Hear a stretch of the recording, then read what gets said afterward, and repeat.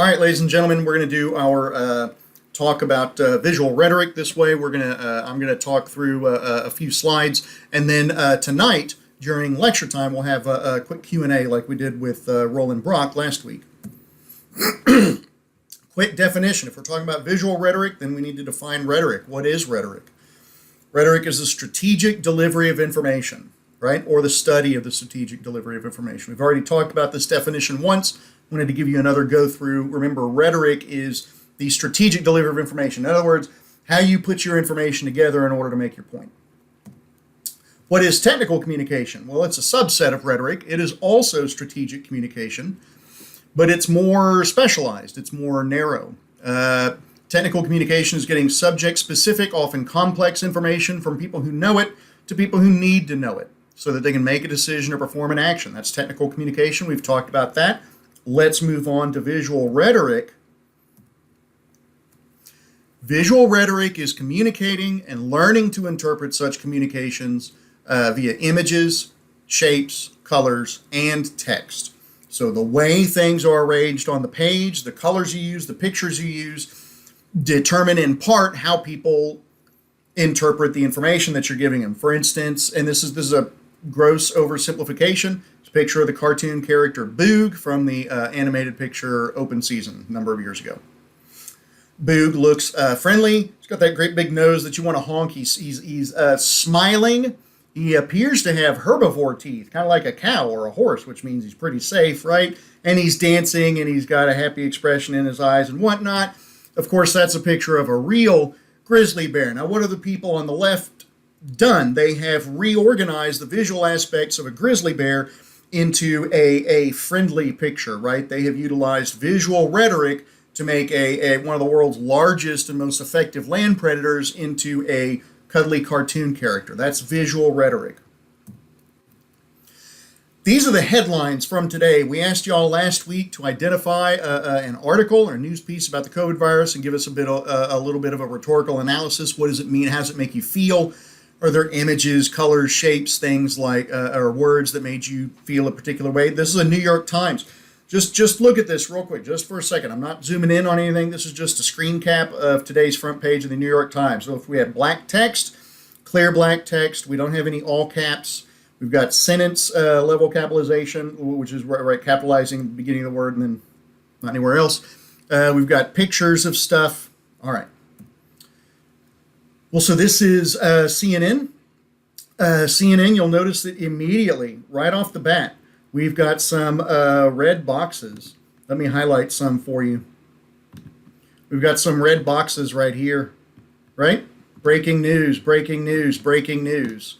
The hard edges of the box, the all caps of the words breaking news, and the fact that they put it next to pictures means we want you to click here, right? This is exciting stuff. Maybe not exciting in a happy sense, but there is excitement here. Please click, right? Huffington Post. Oh, I've still got my little drawings on there. I can fix them.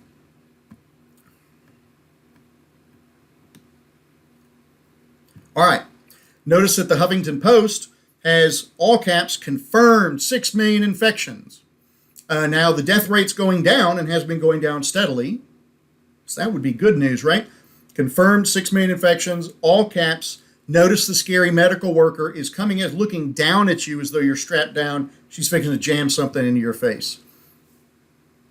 What's the visual rhetoric there? What's the purpose of that layout? Why those colors, shapes, that picture? Why that kind of text? This is Fox News for today. We have a picture front and center of the president and the mayor of Kenosha, where there's a shooting, as you know, last week. And then this guy, I've forgotten who he is, but they're all standing in front of a burning town with some military-dressed sheriff's department employees there in the back. What do you think that's supposed to make you feel? Do you feel, are we supposed to be reassured by that? And the last one, Daily Beast, which I don't read, but notice that over here on the left, Ed Henry's accusers, his behavior was an open secret at Fox. Toxic workplace. Notice that it's in quotation marks. Everything behind him is red. They make sure that Fox News is highlighted there. They want to drag Fox through the dirt. You know, again, if you go back CNN's pretty good. I think the New York Times has been doing a pretty good job visual rhetoric wise in not terrifying us. As we go through, we see it gets scarier and scarier. That's visual rhetoric. Information delivery is strategic, ladies and gentlemen. You got to have a point. Audience plus your purpose plus your message equals how you deliver your message, right? So if you want to borrow my car, you're not going to come up to me and say, hey, Pete, I was arrested last night. That's the wrong piece of information to give someone if you're trying to borrow their car, right? So audience, purpose, message equals your medium. In other words, how are you going to get the information across?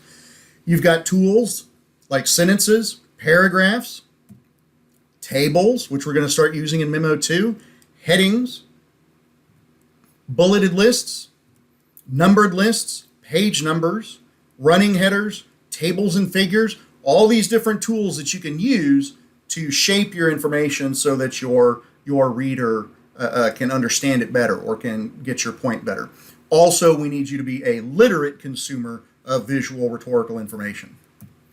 So here's a pretty tame example. We have a red Honda on the left and a silver-ish Subaru on the right. Visual rhetoric, all right?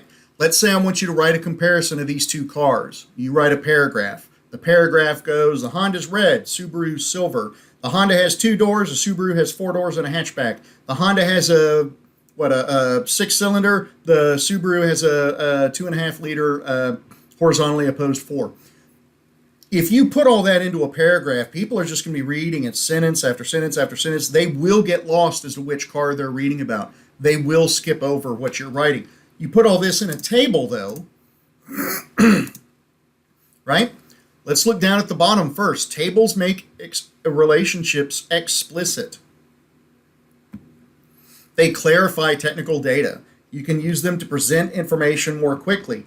Paragraphs allow you to group ideas. They allow for subtlety, increasing depth, showing relationships. Notice that the way you show relationships in a sentence or in a paragraph is different than you do in a table. In a table, the relationship is the relationship of the x-axis where it meets the y-axis, right? And whatever information is in that cell. The paragraph arranges information and shows relationships by using words like but, and, or, nor, for, yet, so, right? The Honda is red, but, indicating relationship, the Subaru is silver. In the table, that kind of information is a lot easier to read and come across. Traditional rhetoric is meaningful communication, right? Like we've already talked about, strategic communication using sounds or text. Visual rhetoric is meaningful communication using graphics, figures, or tables. Arrangement of the information is key. All right, so let's talk about headings. For instance, what do headings do? They show organization. They're a visual reminder of what you're reading about. They help you go back and find stuff that you've already read. It puts the reader in charge, right? When you turn in a design report, it's not just chapter 1, chapter 2, chapter 3, chapter 4, the end, right? It's section 1, and you go through design constraints. In section 2, in other words, the way that you use headings in that document allows readers to jump ahead or skip back at will. Typically, when you're using headings, what you use is a different kind of font for the headings than for the paragraph text. So here in the top example, this is a sans serif font, and then the paragraph text is a serif font, right? In this example, serif font's the heading, paragraph text is sans serif. In this class, you can use either one, just be consistent. Let me go ahead and erase my marks.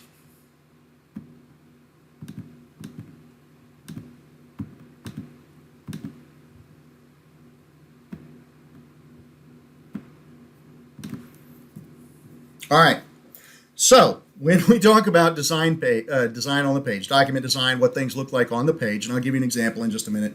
We in technical writing, we often reduce things to the acronym CRAP, contrast, repetition, alignment, and proximity. It is easy to remember, you have to admit. Contrast is differences in layout, color, size, etc., right? You know what a contrast is.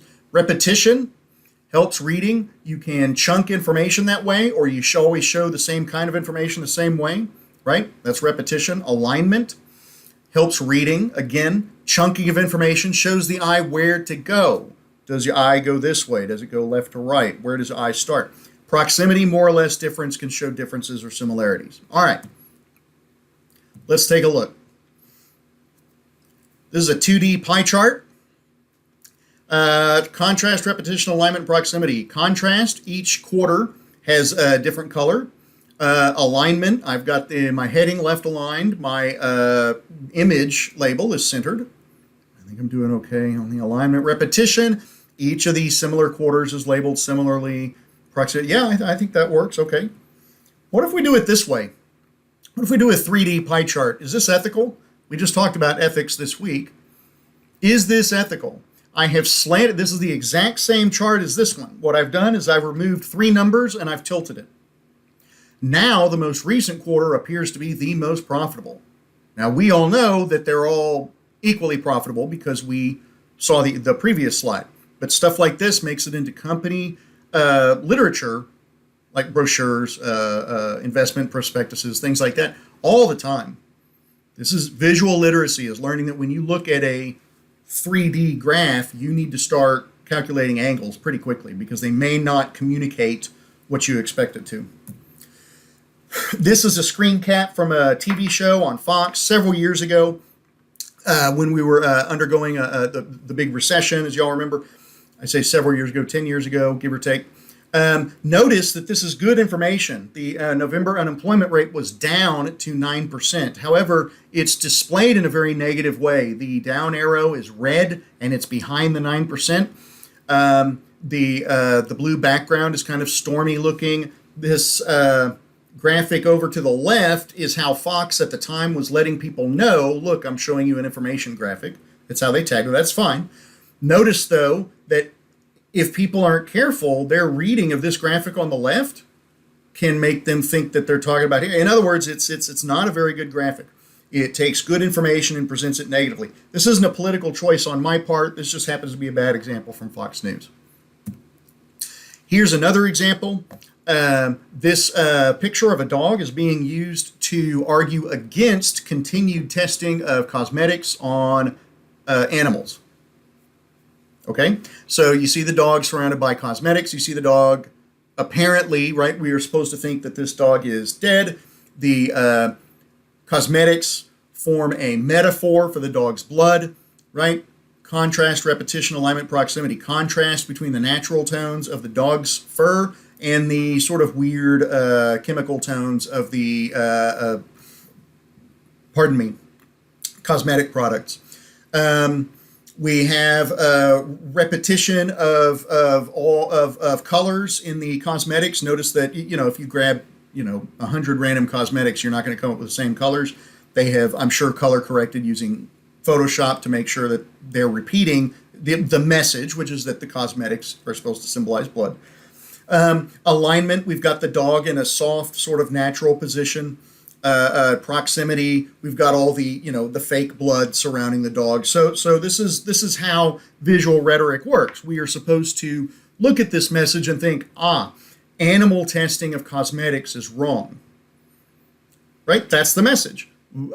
Images, colors, shapes, textures, all those things have been arranged in such a way to give us a particular message. It happens all the time. Even if you just turn in a memo that says to, from, date, subject, and you write a memo, visual rhetoric is there. It's informing us about our choices regarding this document. So this has to do with visual rhetoric. It's a different element, though. It's just when people are being dishonest. Correlation versus causation, we all understand that they're not the same. And we understand that this graph may, in fact, accurately contrast films Nicolas Cage appeared in with the number of people who drowned by falling into a pool between 1999 and 2009. But it's just correlation. It just looks similar. It's not the same. Font choice. Typography matters. You know that. I don't feel like I need to say anything else right here. This is a live example. I took this one off the web. Someone actually thought this was a calming sign. It's not, right? Color, typeface, the all caps, the thick, the extra bold of the font. Yeah, it's the opposite of what they want. To summarize, okay, we talked about visual rhetoric. You got to make the document with your reader in mind. Who's your reader? Why will they be reading your document? What will they be looking for? Beyond the words, how does the document's arrangement help the reader? That's an important question. Remember, visual rhetoric is the way the information is presented to the eye. And you're always going to be doing it, whether you mean to or not. You're also always going to be asked to interpret information that way. You need to be an informed consumer of visual rhetoric. Look at the past examples that I showed you and ask yourself who's trying to mislead me, who's not, or who's trying to play my emotions, who's not. And then make your choice. All right, we will see y'all later. Have a good one.